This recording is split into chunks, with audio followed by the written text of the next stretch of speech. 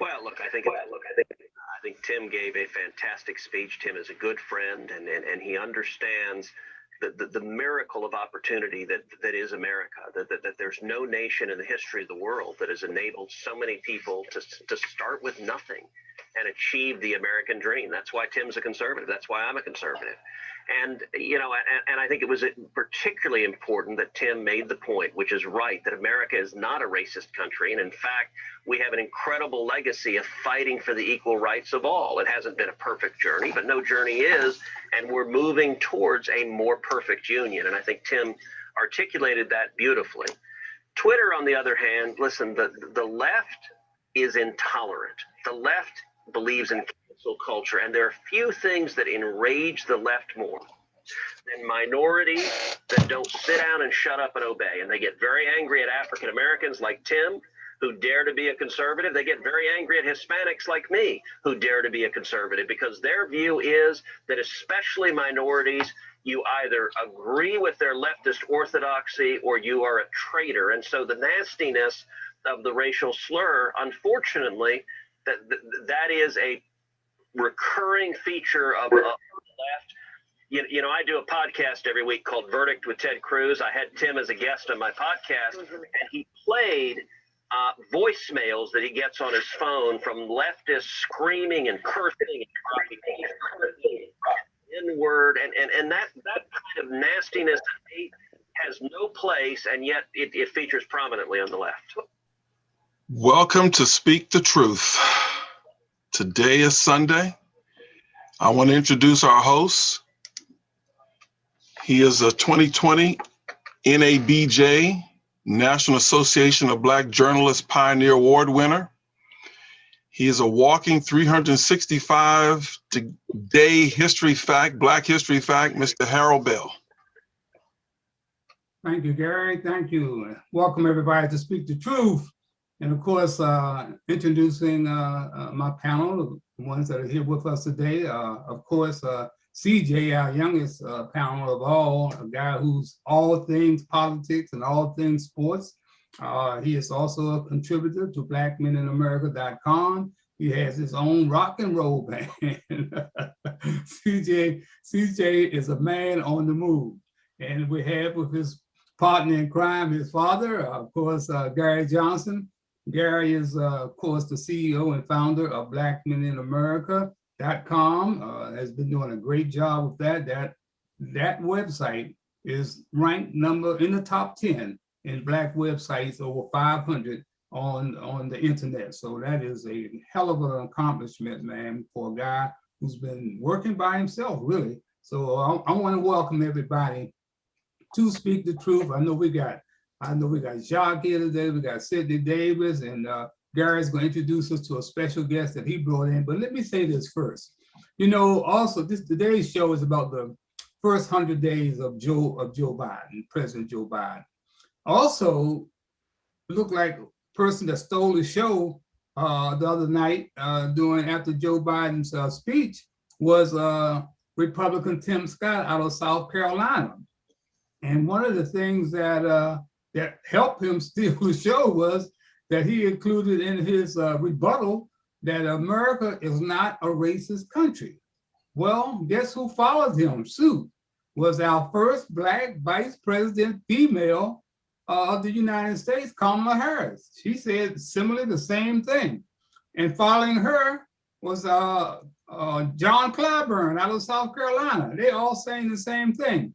What I'm trying to figure out here, during my time, I'm going on personal history that long as I've been here, what I've seen, if there's racism or not. It's been over 400 years that they brought slaves from Africa against their will.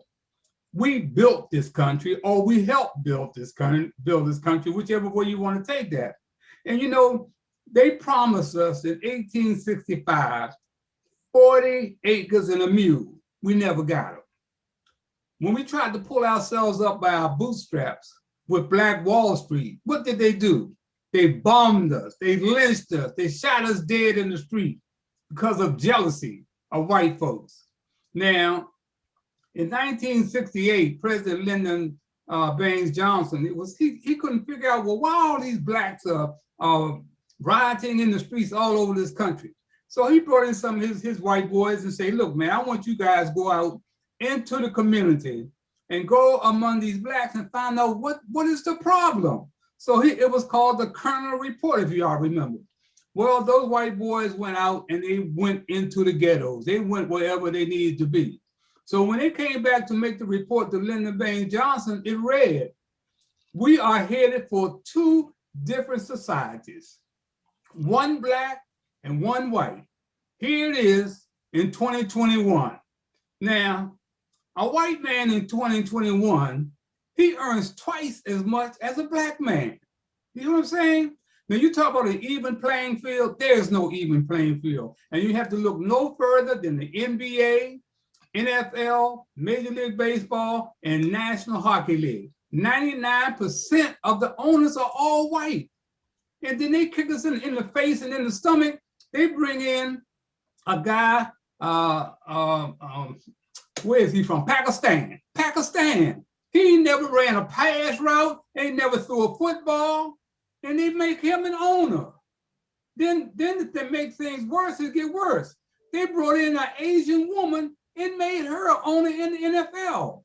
When we are 75 or 70% of the labor on the field. You know, that is ridiculous. And I say, you know, if you're looking for an even playing field, you won't find it here in America. Now we get the police department nationwide, they're using us as target practice. Gary, could you run that video?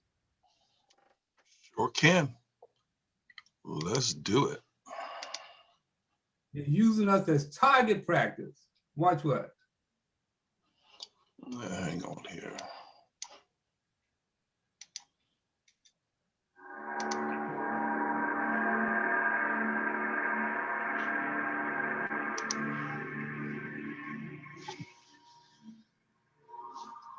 And folks, let's be honest. I grew up in a law enforcement family. Maybe there was a day when if a man was asked for an ass whooping, it's a cop's job to give it to him, yes?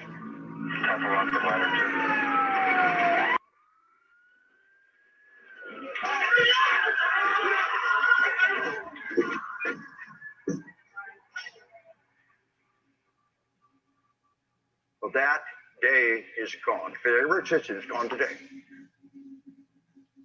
There is no action you can engage in that will not be on CNN and YouTube tomorrow morning. You don't have to like it. You got to accept it. It's called reality. There's cameras and umpires everywhere.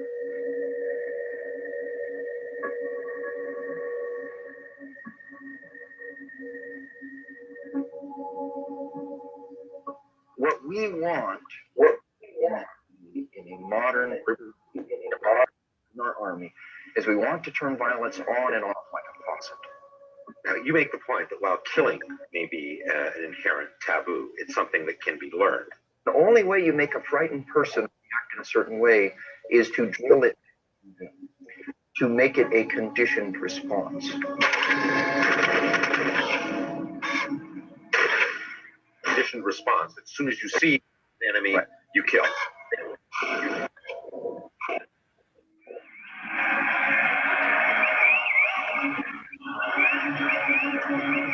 Every species, every mammal has a powerful built-in resistance against killing their own kind. Now you begin the process of orchestrating the instruments together in a symphony of death and destruction!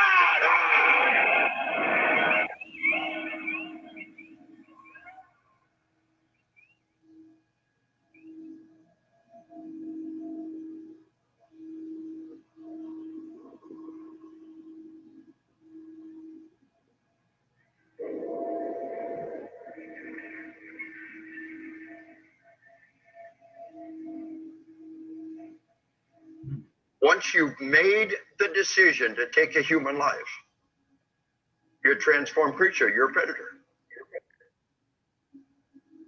What does a predator do? Only a killer can hunt a killer.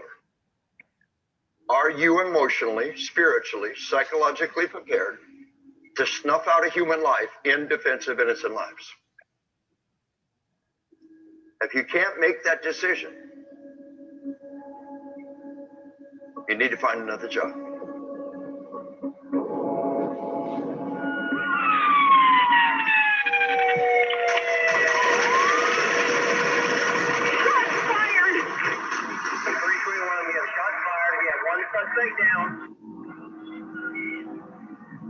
I told him not to reach for it. I told him to get his hand out. I told him to get his ID, sir, his driver's license. Have your license, please. Yes, go! Why did you shoot? You dove head first back into your car. Your seatbelt violation, sir. I just pulled it off right there in the corner to pull in the gas station. Well, I got help come to you, okay? I got help come to you. Sorry. Rowley.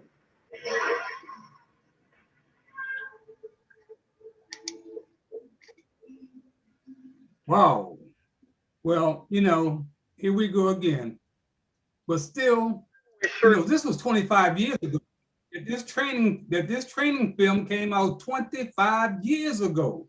But still we have spooks that are sitting by the door condoning this racist behavior saying America is not a racist country.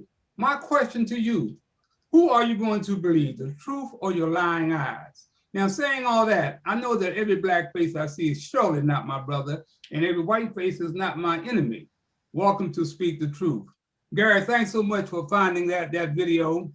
But this is a video, like I said, was used, was found 25 years ago, man. And here we still having police departments all over this country still using us as target practice. And you know, one thing I said was about we got a model that we can bring police departments under control out of Newark, New Jersey. You know what the mayor did that? They went the whole year of 2020 without firing a shot. Now that is something else. Gary, introduce your special guest, please. My special guest is Janice Wilson. And Janice, I actually was talking with Janice in her home about 2 hours ago. We kicked up on this topic. And I'm like, I'd like for you to come on this show and talk about some of the work that you're doing.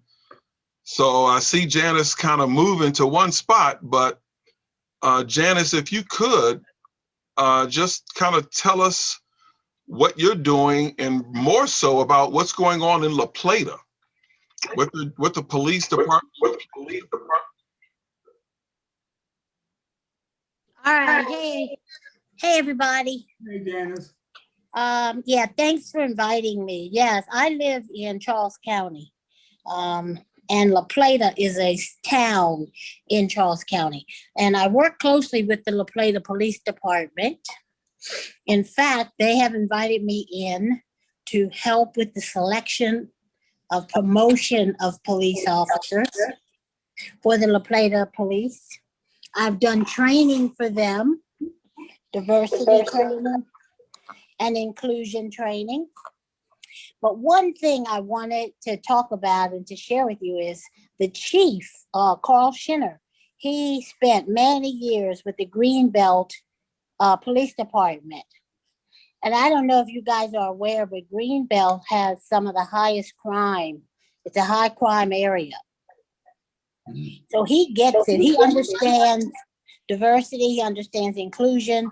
And I'd like to say he's been baptized by fire with his experience there. But he's a good guy. And since the first week on the job as La Plata police chief, he called me. At the time, I was the president of the Charles County NAACP. And we've worked together ever since. It's going on 5 years now. Community policing is big, and he brought that to the La Plata Police Department. His officers ride bicycles in the community. They talk to residents. He has an annual fun day for residents in one of the poorer areas. And they had an old police station in La Plata. He has transformed it through getting some grants into a community center for kids in the neighborhood who don't have a place to go. I am a training consultant, so I'll be going there, mentoring students, training students in basic skills. So Carl Schinner believes in community policing. He is in touch with the community. His officers stay in touch with the community, and they have very little. In fact, Charles County is pretty quiet. We don't have a lot of police beatings or shootings. The crime that you've seen recently on the news is it's person to person, black on black crime. I mean, people committing crimes against one another, not the police. And I attribute that to our Sheriff Troy Berry and to Chief Carl Schinner. So I think they really get it, and he's trying very hard to be in touch with the community and citizens, to reach out to them. So just wanted to share that.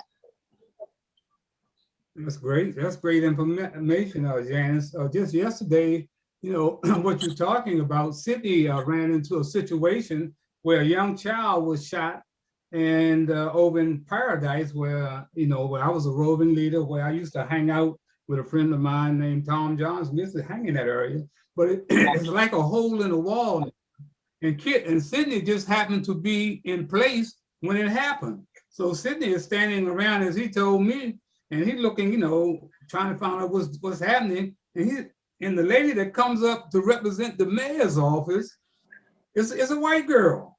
I mean, come on. In Paradise Manor, where's the chief of police? Where's Coach, who's a native Washingtonian? He should have been the first one on the scene, or somebody representing him that know the community. Sydney, come in and tell us about what happened yesterday.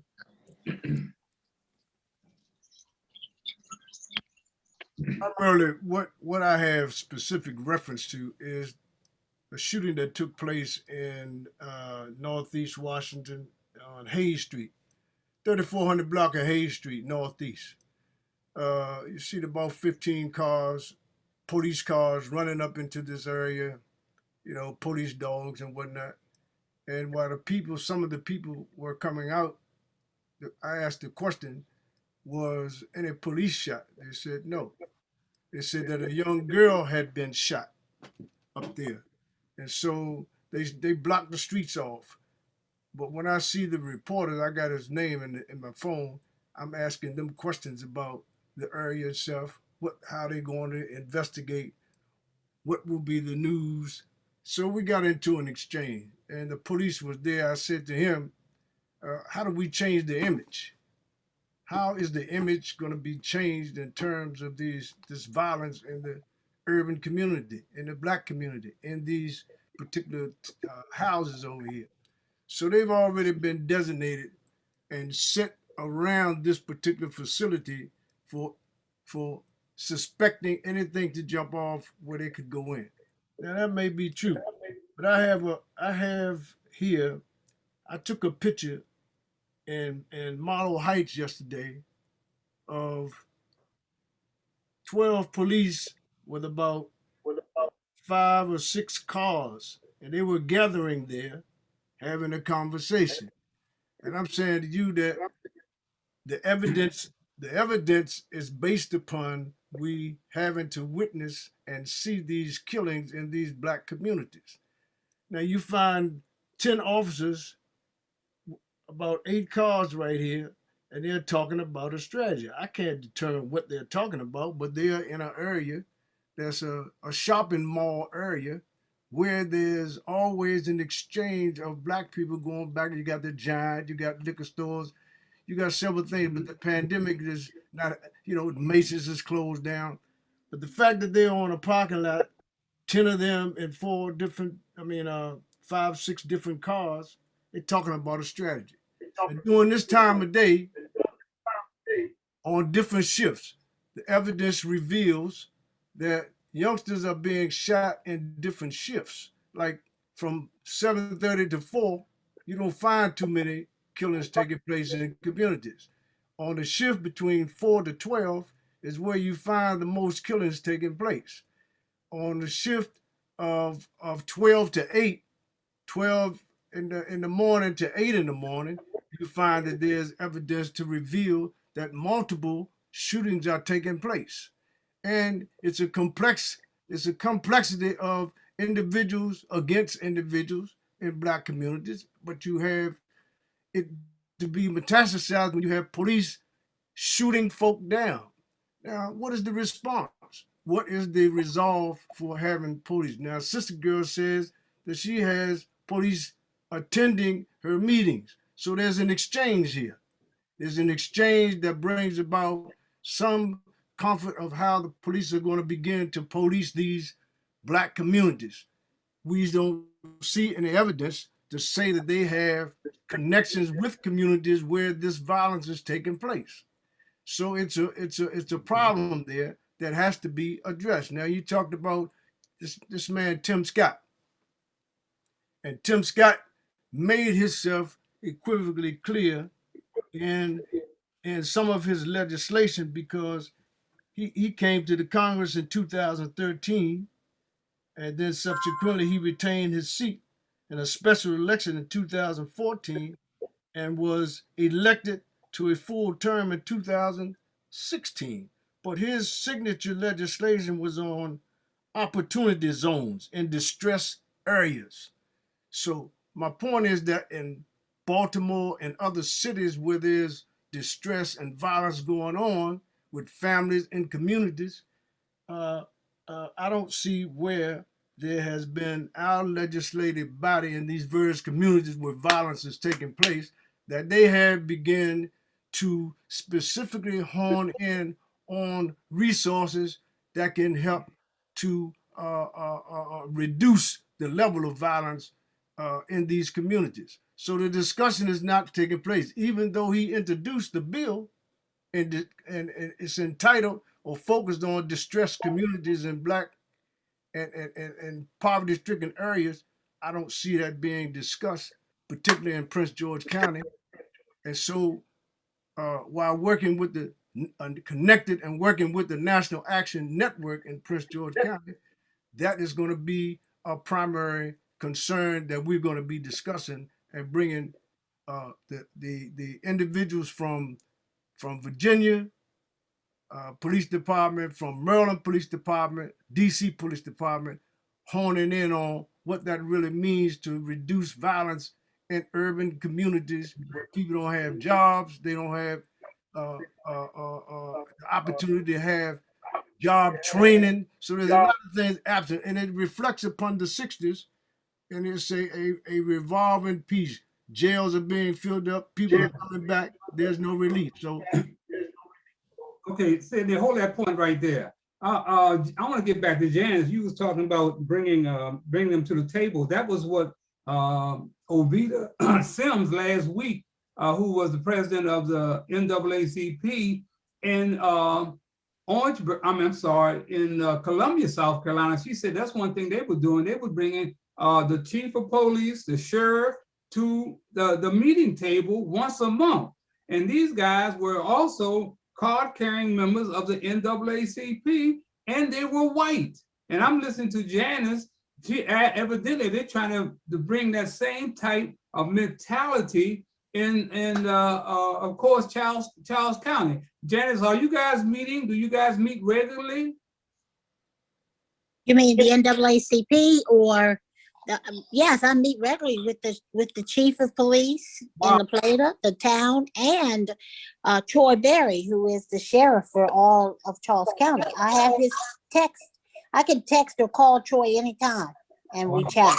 Yeah, we work together. Oh, definitely. One more thing, if I could, Harold, add about the La Plata police, what he's doing, and he has asked me to be a part of this initiative.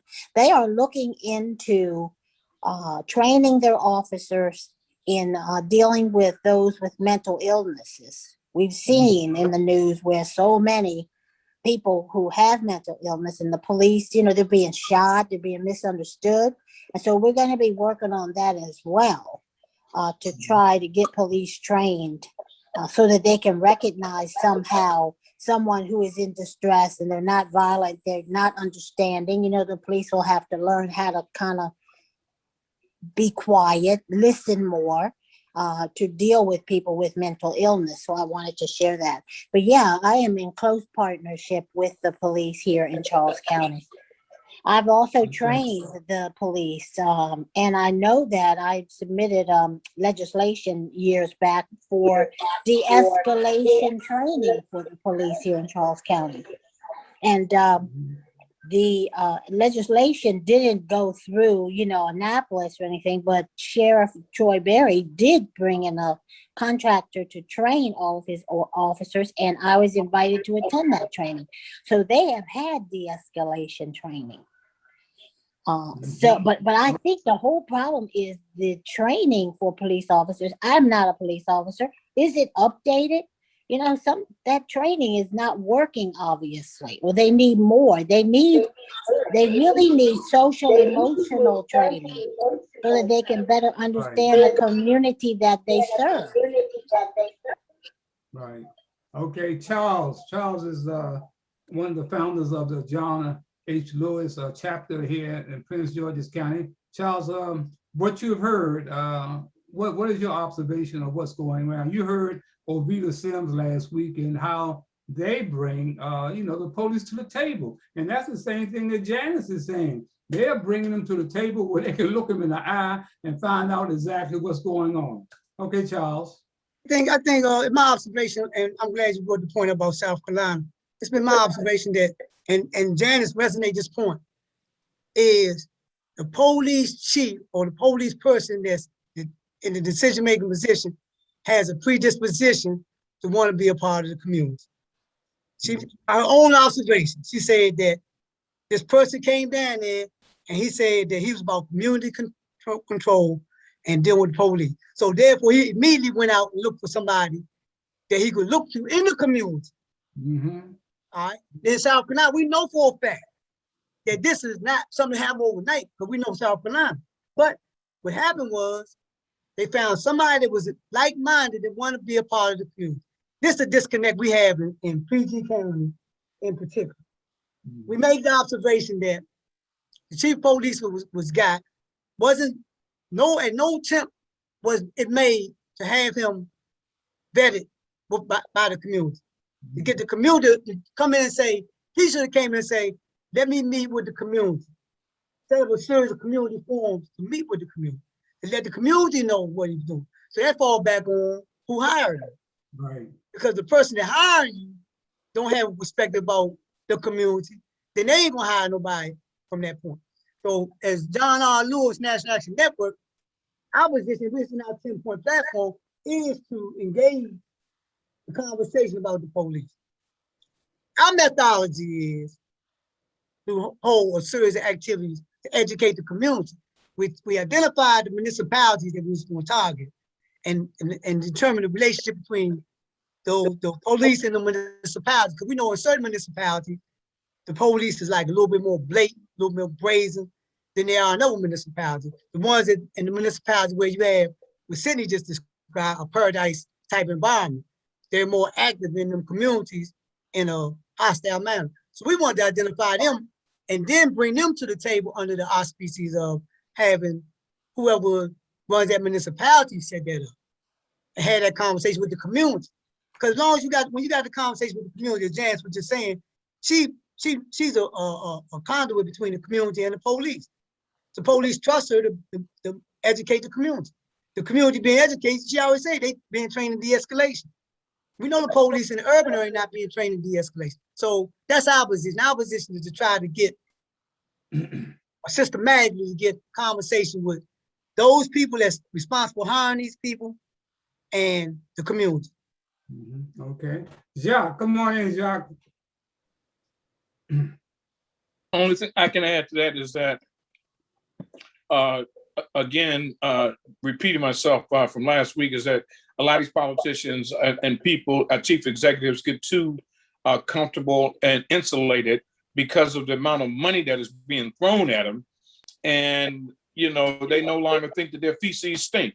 I'm trying to be polite because we got 3 ladies on the panel here. But that's just the French in me, to be polite.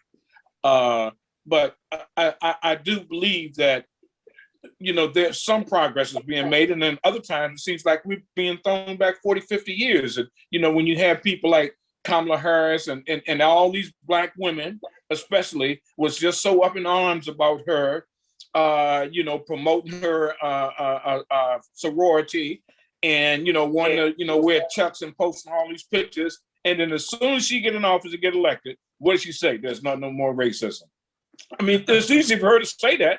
She married a white dude, I'm light skinned, but I'm still Black, you know what I'm saying? And so I just think that, and I think it looks, and we got racism within the Black community. I think it makes light skinned people look bad when people like that jump up and say all of a sudden now, okay, there's no more racism. So, and I realize the Republican guy, senator, he's more brown skinned, but still, he ought to be well aware of how racist this country still is.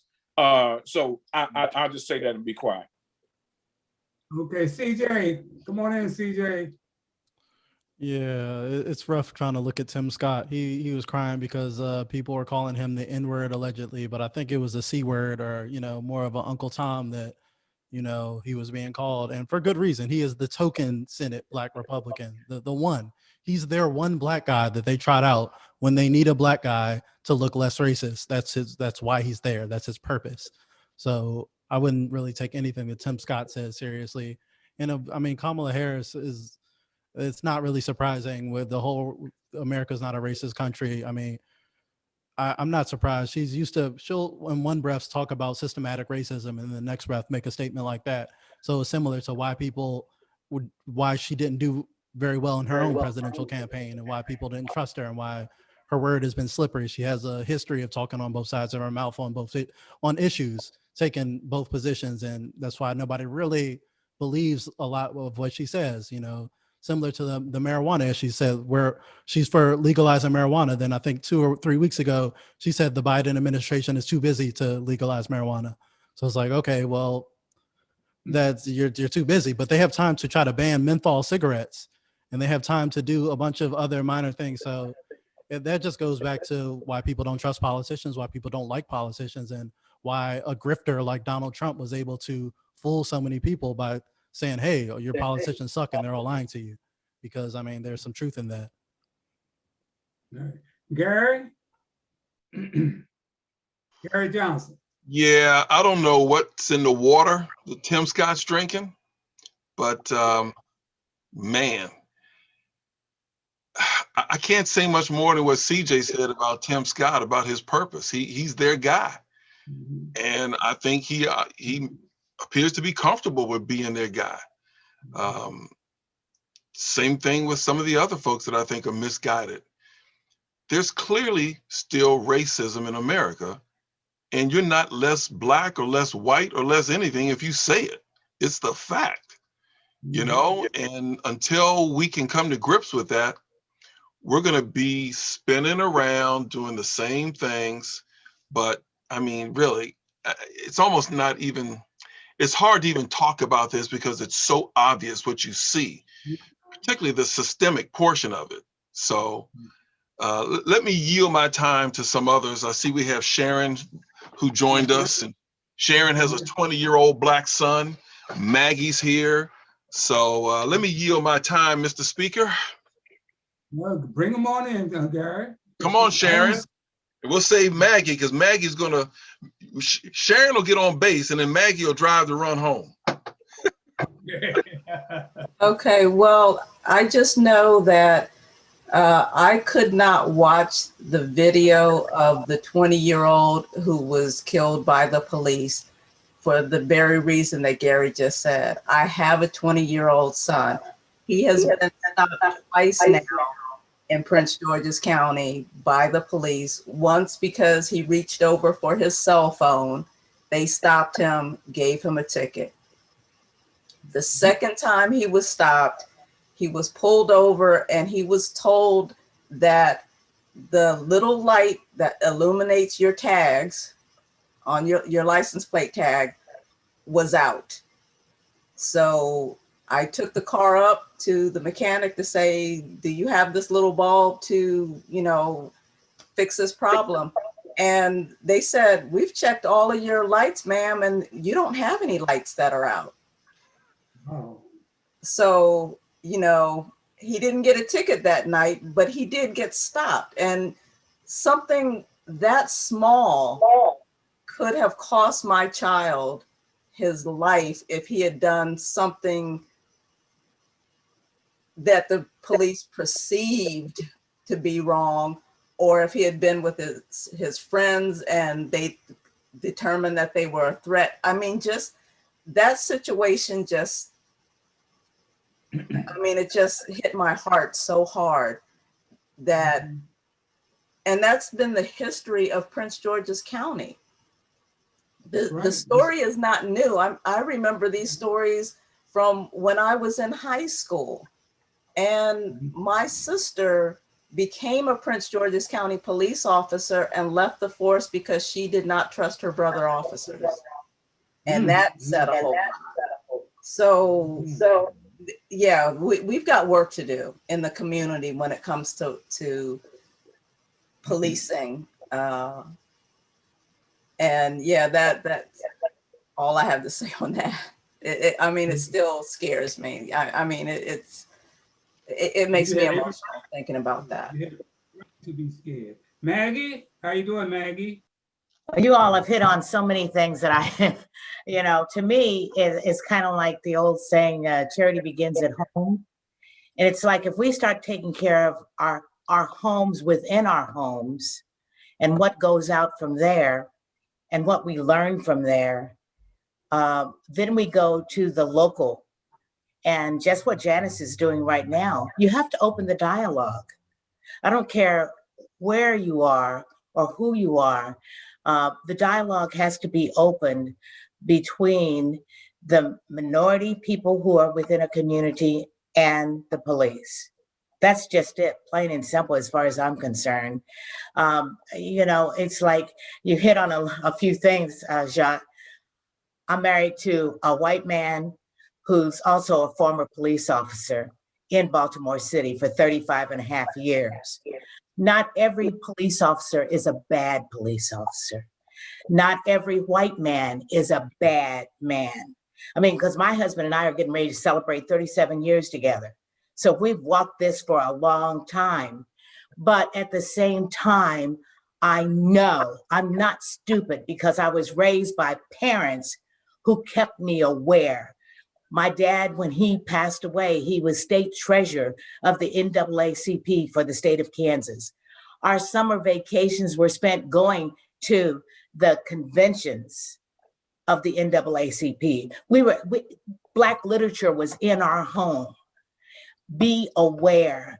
And way too often, and I have to say this, so many of our young people are waiting for somebody to hand them something. You know, my parents said, you know, you're not less because you're Black and a woman, but you are more because you're Black and a woman, and you're going to have to do more, but everybody's going to have to do more. And it's a mentality that we carry around with us, that we are less than, that we are owed something, that somebody's supposed to do something for us, that stops us a lot of times from progressing. Harold, you have been beating the drum for 50, 60 years saying be more. And that's what we can't stop, because now we have even more people, you know, like my sister is now, and we talked about South Carolina. She is the chairman of the Democratic Party for Horry County, which has 139 precincts. They have over 13,000 people in that county alone that could have swung the election away from Lindsey Graham and put in Jamie Harrison, but those people didn't even go and register. They didn't even go register and vote, just in that one county alone. So it's like we still have to raise our own awareness within ourselves and open the door to communications, just like Janice is doing right now. That's, you know, I look across the board and I see helplessness, but what are you doing to change the helplessness? You know, you can't be waiting for that $15, you know, workplace because it may not happen for a while. You know, when my husband and I wanted to buy a home, I worked 7 days a week for 7 years, 3 different jobs. Okay? He worked part-time at another job. Don't be afraid to go out and get something if you really want it. And that's what our mentality, our whole mentality as a group of people has to be upward. There are people out there who are trying to show you the way. I mean, you look at Tyler Perry the other night on the Academy Awards. You know, he got an award for being a person who cared and kept opening the doors. Now, he's not giving anybody anything. You got to come in and work for it. But at the same time, he was saying, let's get rid of the hate. Let's get rid of the jealousy. You know, so-and-so's got more than me. I'm going to go and kill him because no, we got to quit doing that. We got to quit showing the hate toward each other. And once we start doing that, our whole lives are going to change because we're going to be able to sit at the table like Janice does. She'll be able to text somebody. You know, she's helping, not opening the door just for herself. She's opening it up for the whole community. And that's what my dad did. So that's what my sister's doing now. And like one of the things she was saying she's doing, she's going out to those rural precincts that know, you know, it's been white chairmen for a long time down there in South Carolina, in Horry County. She said they never made any effort to connect with anybody, but she is. Because she said, you have to respect all people because that's the way we were raised. So that's the way I feel about it. And that's, I mean, I remain hopeful. I'm a positive person. And just like CJ and, you know, they were saying, oh, you know, Biden's been in office and Harris had been in office for 4 months. They kind of started getting, the pandemic was the #1 thing. Let's get these vaccines out. That's the #1 priority. You can say a lot of other things, but that was the #1 priority. You know, let's judge after a year. Let's throw the balls at them and say, okay, but it doesn't mean you can't stay in contact with them to remind them of the things that they said, to remind them of the promises that they made. You know, we may not have been right at the top of the list, even though they were told, you know, and you have to be patient, but the pandemic was a #1 priority in this country. And as you can see, it's all over the world. So that's it. I'm done. One of the things that bothers me now, especially, you know, being in the DMV for all my life and being aware of what's going on in Virginia, PG County, because I worked all the areas, you know, I made sure that I was where I was needed when it came to the kids. But I see what's happening with PG County, and I got a brother, man, that's been out there in the streets, you know, and I mean, if his daughter's not going to listen to him, why do I think she's going to listen to me? You understand? So we got these cops. One just left Baltimore as the chief. He's been to PG County. He's been everywhere. Now he is the chief in Fairfax County. I mean, where has he gone to improve the community that he worked in? They just move him from one place to another, just like Newsom down in DC. He should have never been chief in the police department there. You know, I put my life on the line and went down and testified right in front of him that he shouldn't be in the police department. He was a drunk. He had domestic violence on his sheet. And Bowser knew it, Eleanor Holmes knew it, Murray Che knew it, because I put the information in their hands. And they still brought him in and made him chief. And crime and murder went up every year that he was the chief. And what does he do to him? He sneak out the back door, don't even tell him that he's leaving, go next door to Frederick and become chief of police. That's the kind of thing that we got going on in our communities. We bring a guy in here from Dallas, Texas. We don't even do our homework on him. If they check, he would never been my chief. So I'm saying, man, we got to start standing up. Got to stand up not only, you know, for ourselves, we got to stand up for our children. Our children are our future. And keep saying, what's wrong with the kids? It's not the kids, it's us. we got to lead by example. So come on back in, Janice or somebody. Yeah. Yeah, I wanted to just say, piggyback off of what Maggie was saying. I'm finding that so many Black people walk around angry, mad at every white person they meet. We will never, ever come together as a community with that much anger and hate. I can't tell you how many white people will call me here in Charles County. They've seen me at events that we've talked. They trust me, and they have a question about race relations. They'll call me. They say, Janice, I know you'll listen, and I wanted to ask you, and and they're very, afraid almost to talk about it, but they'll call and ask. They want to talk about it. They want to know, if I did this, I got a call from a principal who wants me to come in to talk to his staff, a very diverse school population. And he said, I know you'll keep it real. Yes, I will tell them, but it's not with anger and spit flying out of my face. It is with truth. And I start with, and I'm going to tell you, Tim Scott, I lost 40 IQ points listening to that dude, okay? We have to start with, America was racially structured. We live in a racially structured society. How can you possibly say there is no racism in America when we've all been tainted? I call it the tainting of America. We've all been tainted with the belief that whites are superior, Blacks are inferior. And I agree with Maggie. We have to believe more about ourselves. I just said to somebody who's mad as all get out, I said, spend your energy focusing on your goals and goodness and positivity, and stop worrying about what the white man is doing. I mean, really focus on your agenda, and then you'll begin to feel better about yourself. You'll be achieving goals. You know what? Because a lot of times people hate to be ignored. That's the worst thing you can do to some people, is ignore them.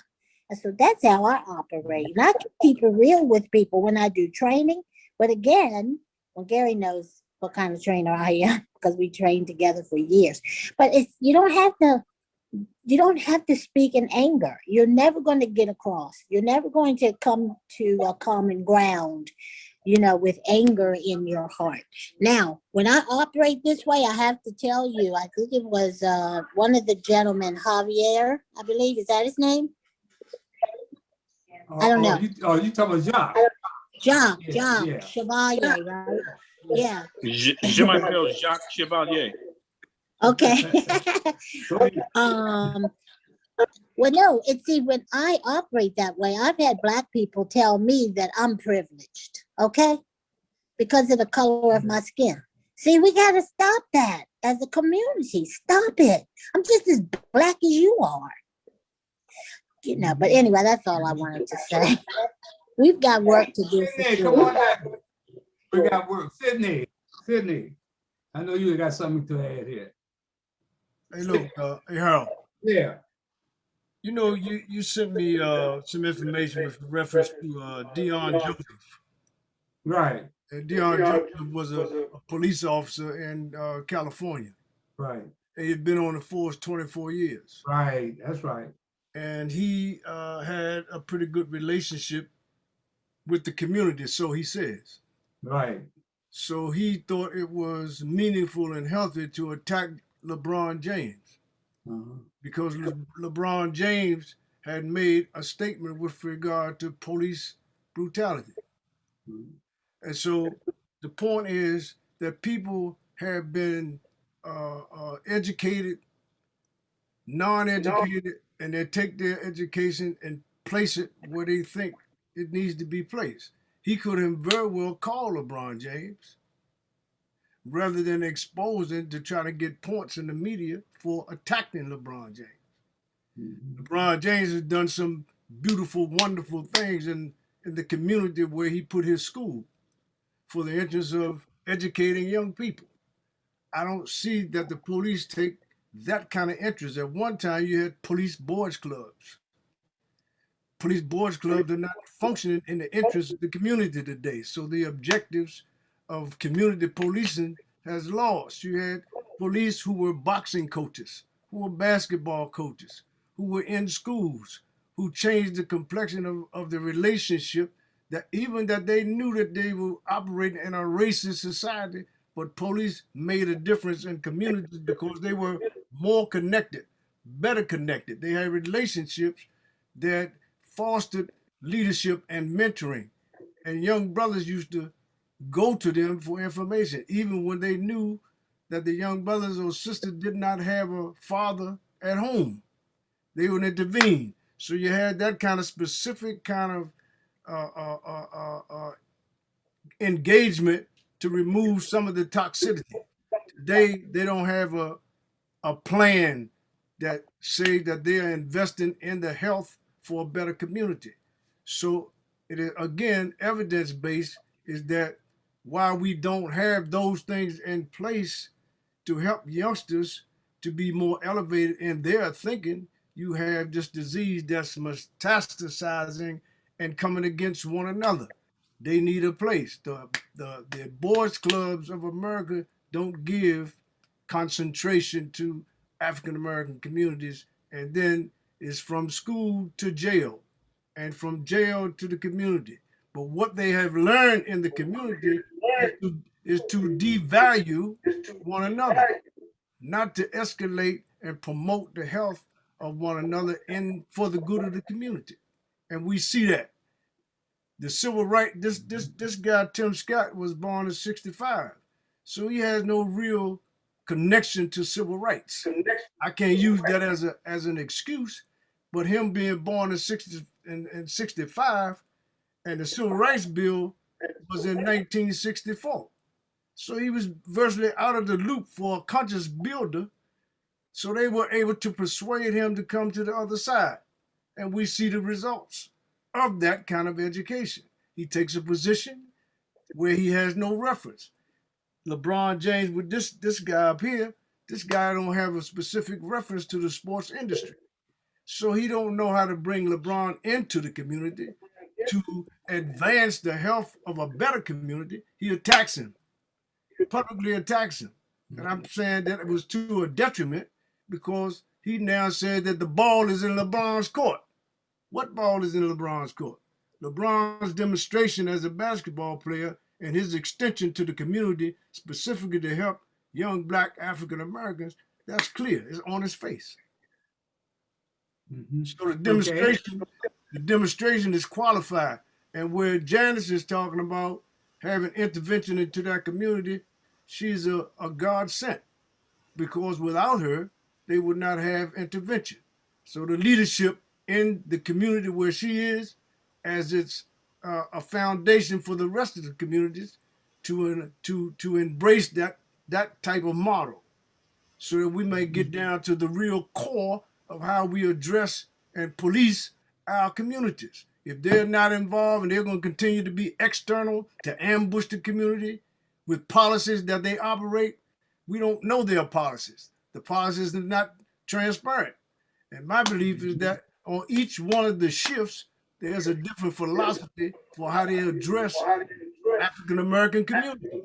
And those shifts, they got a collage of brothers who operate for the disadvantaged in urban communities. Do we see a witness of that? Yes. Do we see young brothers being shot down? Yes. According to what policy? Is it available to the community for them to have intervention so that these things don't continue to happen? I don't know, but I'm witnessing how these young people are being shot down, and the policies that are being used on different shifts are not in sync with the safety of the community and the public that the community is exposed to, with the police involved. Let me ask Sharon. Sharon, I want to ask you a question. How many kids do you have? I just have one son. Okay. Sharon, have you had that talk with him, before he went out there, as he got older? When did you start having that talk with him about how to carry himself when a police is in his presence? You remember how young he was?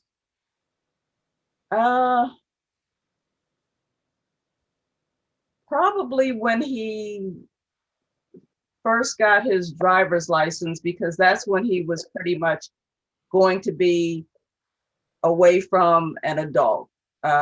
He's been in sports and different things where I would take him while he was doing AAU, or when he and his friends, when they were doing football, or when he was in the band. So he was always in activities like that that I was part of. So I was taking him to these places.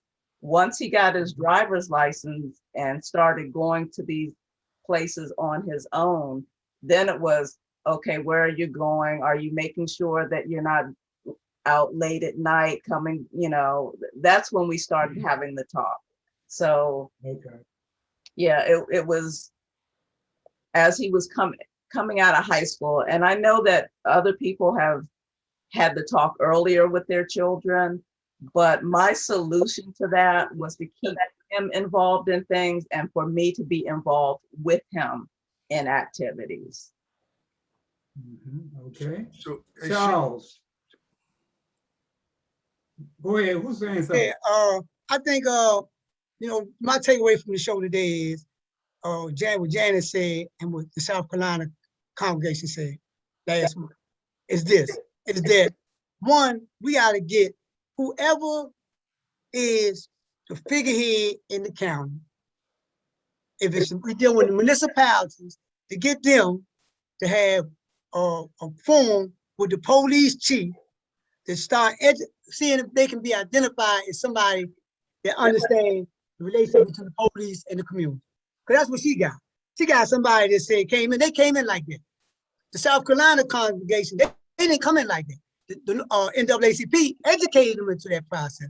So that's the takeaway. The takeaway is we need, as an organization, we need to engage the decision makers in these counties to say, we need to have a conversation about the police chief and their relationship with the community.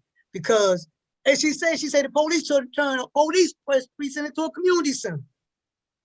Because he understood the relationship between the police and the community. And the way he understood that, he had somebody that was a conduit between him and the community.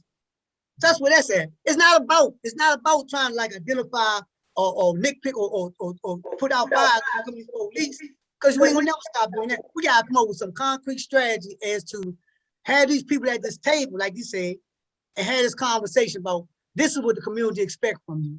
Can you do that? And if you can do that, you won't get the same kind of response you get from Janice. You won't get a response where she advocating on behalf of the police, because she knows the police is represent the community. That's a win-win. Well, let me add a piece to that, Charles. We run out of time. Okay, I wanted to say that they got to have an agenda at that table that they can come to an agreement about how the police policies is going to operate in the particular community. Without an agenda laid out, the police are going to continue to operate with their policies. And there's not going to be the kind of cooperation that will gender a greater security for the community and families.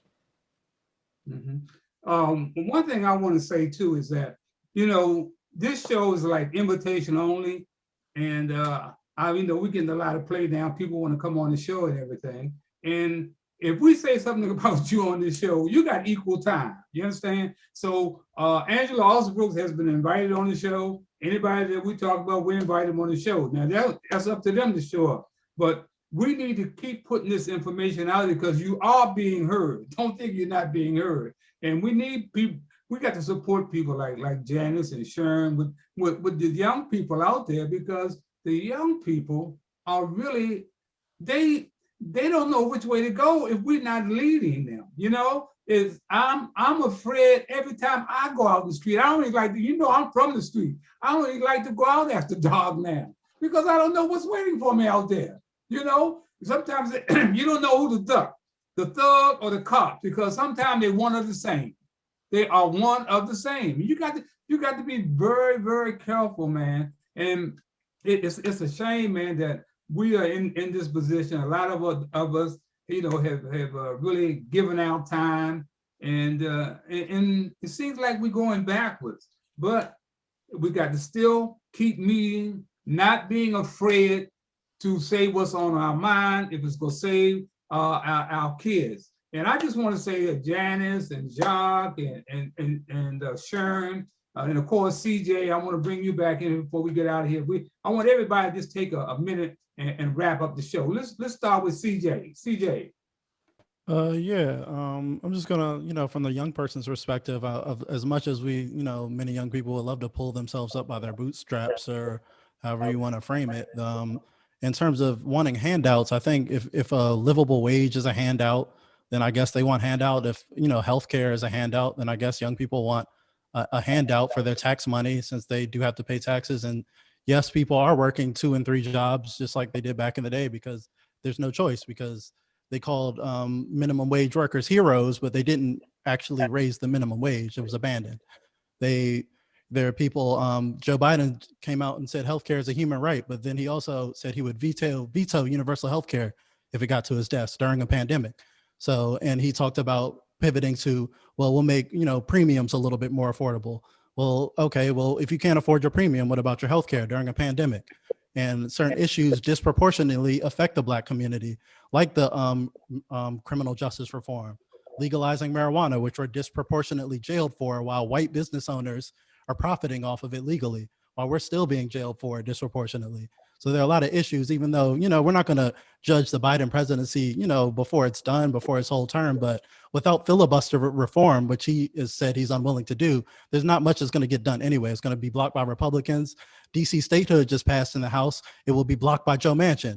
There are a lot of things that are good things, but if you don't reform the filibuster, they're not going to get done.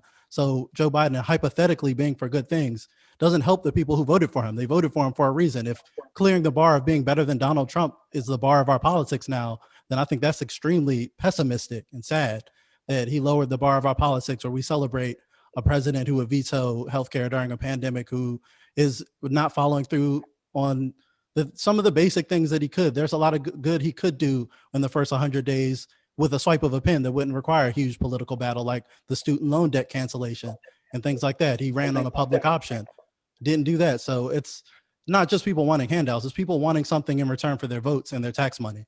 That's just what it is, straight up. Jacques, you got 1 minute, Jacques. Yes. Maggie, I want to say I have a sister who's also married to a Caucasian. He's from Germany, and he treats her well. They live down in South Carolina, by the way. And I have a lot of friends who are interracial couples.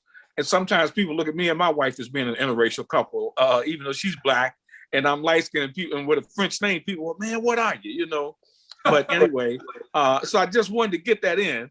But I do believe that, again, it was a very good discussion today. And we have to hold people accountable. And I'm one of those people who have just always had a fiery voice. The only A I ever made in school was in college in speech communications. And so I'll just speak the way that I speak, Janice.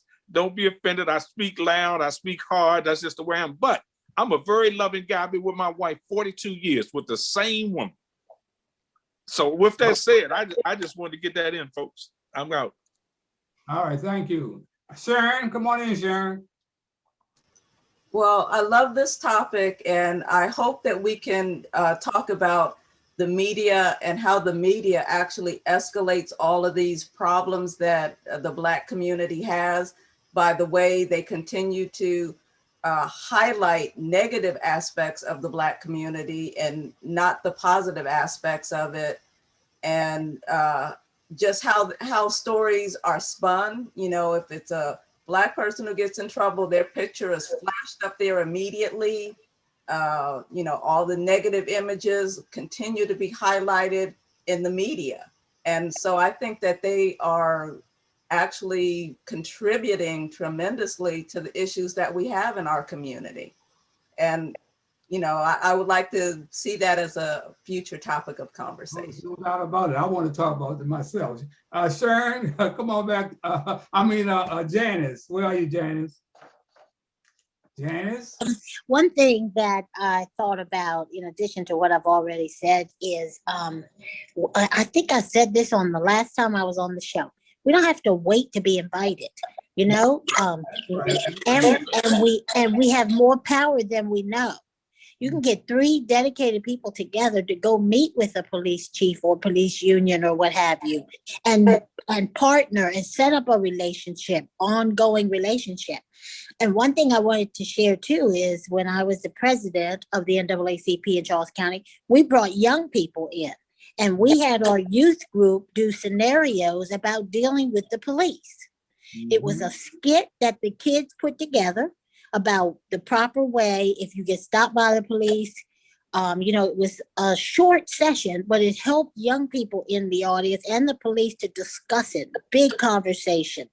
And so people had an opportunity to ask, do I have to allow them to search my car? What should I do? So it was a really good, so I just wanted to add that as something that we can do. And the bottom line is we don't have to wait. We have just as much right to be in meetings, to offer ideas, to set up a partnership. And that's what I think really, really makes a difference. I want to say one thing. I want to bring up one thing, because this was on my mind. I wanted to talk about it. I want to talk about that LeBron James episode with the cop that shot the 16-year-old kid who was welding the knife. That was a very tough situation for a police officer to be in. He comes up on the scene, and there's this girl. You don't know her age. You don't know anything. She's welding a knife. She's getting ready to stab somebody. And I'm saying, if that had been me, I would have shot too. You know what? If I come up on a scene like that and I see Maggie or my brother or sister, get ready to happen, you react. You don't have time to think, man. You do not have time to think. And that was a sad situation. Sometimes LeBron James opens his mouth when he shouldn't. He say a lot of things that he have to take back and delete and all that, but he got to start thinking about what he's saying. He was in Cleveland when Tamir Rice was shot and killed by that cop. He didn't open his mouth. He wouldn't come out and say a thing, So you got to watch these guys, y'all, say, hey, man, he's doing this, he's doing that. Behind the scenes, man, there's some very selfish things going on in our community. We are some very selfish people, man. And you know what? A dollar bill will change you. There's no doubt about it. I've been around enough of them to see a dollar bill change it, man. But we got to stop and think about what we're saying. I try to do my homework, anything before I write it or anything, so it won't come back on me. But we got people out there, that just say things off the top of their head, man, and don't think about it. So I just want to say, man, thanks to all of y'all. Gary, I wanted to get your comment before heading out of here. I can do this in 30 seconds. Janice and the rest of the team, my IQ points were raised 40 points by listening and being a part of this show today. That's it. Okay.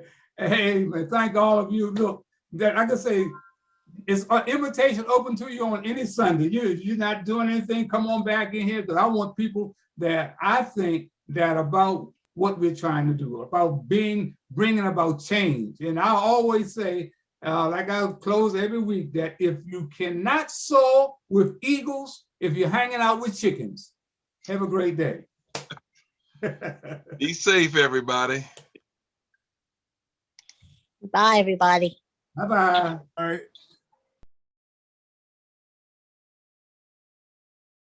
Hi, I'm Harold Bell. My wife Hattie and I founded a nonprofit organization in 1968, shortly after the riots that almost destroyed my hometown, Washington, D.C. The program caters to the needs of at-risk children as it relates to social services such as education, law enforcement, drug abuse, gang-related violence, and other antisocial behavior.